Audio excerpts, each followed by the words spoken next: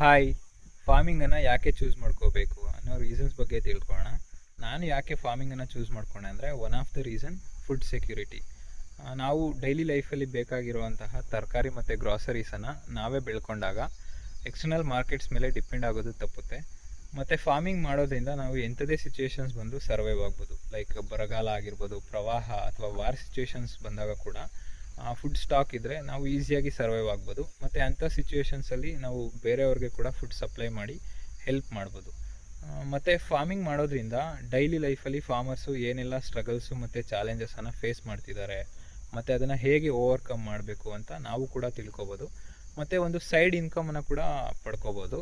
ಮತ್ತು ಫಾರ್ಮಿಂಗ್ ಮಾಡೋದ್ರಿಂದ ನಮಗೆ ಬೇಕಾಗಿರುವಂತಹ ಫುಡ್ಡನ್ನು ನಾವೇ ಓನಾಗಿ ಹೆಲ್ತಿಯರ್ ವೇಯಲ್ಲಿ ಕೆಮಿಕಲ್ ಫ್ರೀಯಾಗಿ ಬೆಳ್ಕೋಬೋದು. Like organic farming, permaculture, regenerative farming, ತುಂಬ ಮೆಥಡ್ಸ್ ಇದೆ.